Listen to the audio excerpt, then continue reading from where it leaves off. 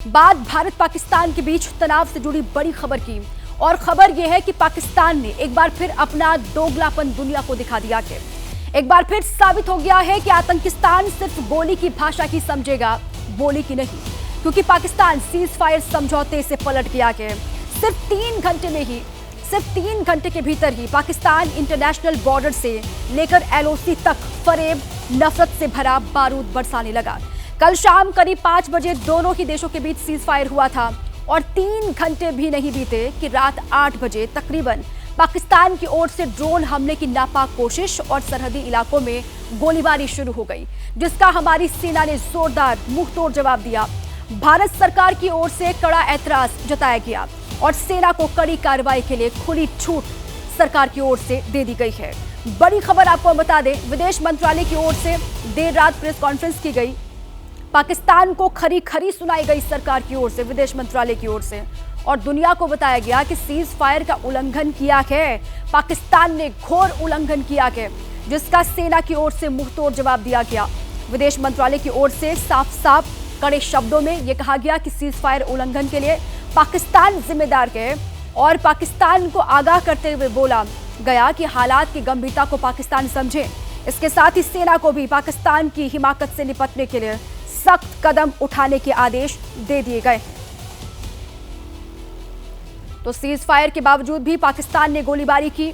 पाकिस्तान ने cease fire का घोर उल्लंघन किया, यह विदेश मंत्रालय की ओर से कहा गया, और सीज फायर तोड़ने के लिए पाकिस्तान ही जिम्मेदार है।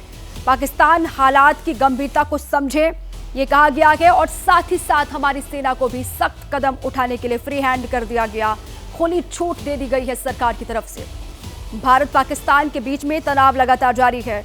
पाकिस्तान ने पहले खुद सीज फायर की पेशकश की और जब भारत की सरकार सीज फायर को लेकर सहमत हो गई तो दोबारा से क्या किया पाकिस्तान ने, सीज फायर का उल्लंघन किया। अब सरकार की ओर से सेना को खुली छूट दे दी गई है मुंहतोड़ जवाब देने के लिए। भारत और पाकिस्तान के डीजीएमओज के बीच जो पिछले कुछ दिन से चल रही सैन्य कार्रवाई को रोकने का समझौता को हुआ था, इस समझौते का पाकिस्तान की ओर से घोर उल्लंघन हो रहा है। भारतीय सेना जवाबी कार्रवाई कर रही है और इस सीमा अतिक्रमण से निपट रही है। तो पाकिस्तान ने 3 घंटे में ही युद्ध विराम तोड़ा, सीज फायर तोड़ा। युद्ध विराम का ऐलान किया गया पाकिस्तान की ओर से और 3 घंटे के अंदर ही उसको तोड़ भी दिया गया। युद्ध विराम टूटा। 10 मई शाम को 5 बजे ऐलान किया गया कि सहमति हो गई है युद्ध विराम में, लेकिन 10 मई को ही रात 8 जैसे ही बजे वैसे ही सरहदी इलाकों में पाकिस्तान की ओर से एक बार फिर से गोलाबारी शुरू हो गई। युद्ध विराम का ऐलान किया गया 10 मई शाम 5 बजे, युद्ध विराम टूटा 10 मई को रात 8 बजे। 3 घंटे के अंदर ही पाकिस्तान ने अपने मंसूबे फिर से जाहिर कर दिए और दुनिया के सामने एक बार फिर पाकिस्तान बेनकाब हो गया। हालांकि इसी की उम्मीद की जा रही थी पाकिस्तान से कि वो यही करेगा जो उसके चाल चरित्र में है, जो वो लगातार करता रहा है। पाकिस्तान एक बार फिर से वही करेगा और पाकिस्तान ने जो उस पर भरोसा था विश्वासघात करने का, वही किया और 3 घंटे के अंदर युद्ध विराम को तोड़ दिया।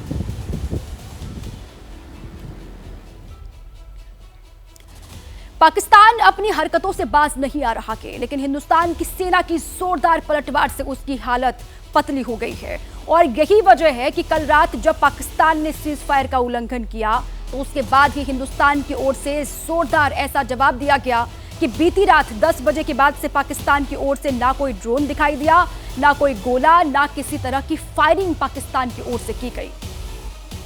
तो भारतीय सेना लगातार कड़ा जवाब दे रही है, मुंह तोड़ जवाब दे रही है जिस तरीके से सीज फायर का उल्लंघन किया गया कल।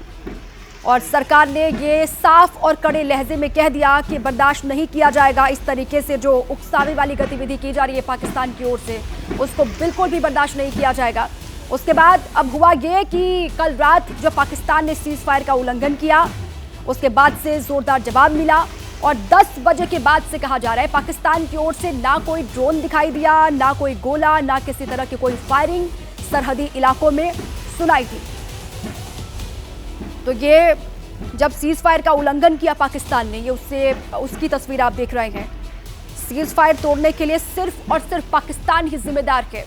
विदेश मंत्रालय की ओर से कहा गया 10 बजे के बाद रात के पंजाब, गुजरात, राजस्थान और जम्मू कश्मीर के जो सरहदी इलाके हैं वहां पर कोई फायरिंग नहीं सुनाई दी। ये पुंछ की तस्वीर आपको हम दिखा रहे हैं। जो दूसरी तस्वीर आप देख रहे हैं वो पुंछ की है। पहली वाली तस्वीर जब वहां पर पाकिस्तानी ड्रोन दिखाई दिए, वहां पर फायरिंग की आवाज भी आप सुन पा रहे हैं। सीज फायर का उल्लंघन किया पाकिस्तान ने, वो पहली तस्वीर आप देख रहे हैं। और जब भारत की सरकार ने चेताया, कड़ी चेतावनी दी कि पाकिस्तान ऐसा ना करे, खामियाजा भुगतना पड़ेगा, और उसके बाद कल रात 10 बजे से कोई भी ऐसी गतिविधि दिखाई नहीं दी है। हमारे साथी नीरज राजपूत इसी पर और जानकारियों के साथ जुड़ चुके हैं। आइए सीधे उन्हीं का रुख करें। नीरज, पाकिस्तान ने बेशर्मी की सारी हदें पार कर दी और जो उससे उम्मीद भी की जा रही थी, जो वो करता आ रहा कि लगातार पहले जो कहता है उसके बाद वो करता नहीं है, कल भी वही किया, खुद सीज फायर की पेशकश की और जैसे ही भारत की सरकार उस पर सहमत हुई तो सीज फायर का उल्लंघन कर दिया। अभी सारी जानकारी कल रात से लेकर के अभी तक की, नीरज, वो जरा दर्शकों को बताएं। बिल्कुल ठीक कहा आपने। ये ऐसा लगता था कि पाकिस्तान जो सीज़ फायर के लिए मिन्नतें कर रहा है, अपील कर रहा है, और उसके बाद ऐसा करेगा, और ठीक 3 घंटे बाद उसने ऐसा ही किया। लेकिन आपको बता दूं कि 8 से लेकर 10 बजे के बीच में रात में जिस तरह से भारतीय सेना ने जवाबी कार्रवाई दी और बीएसएफ ने भी की, बहुत ज़बरदस्त फायरिंग की।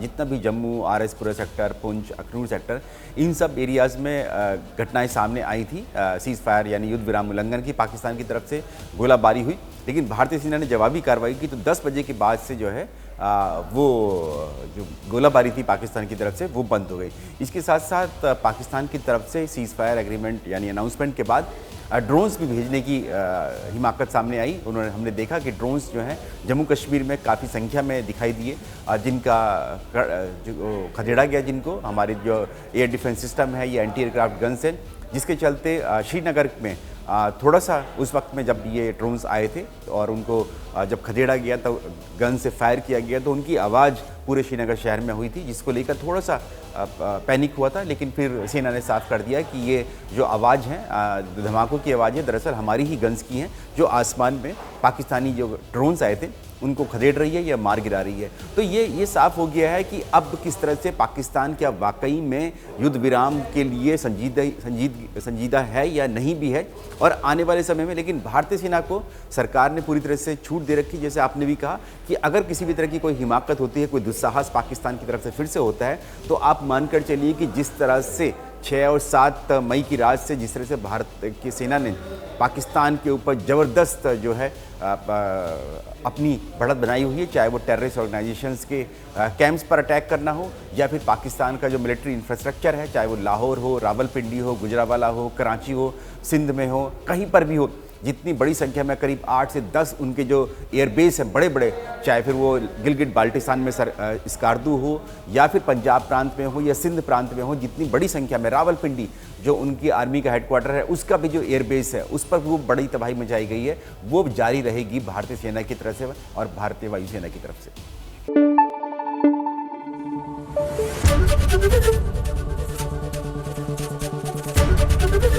एबीपी न्यूज आपको रखे आगे।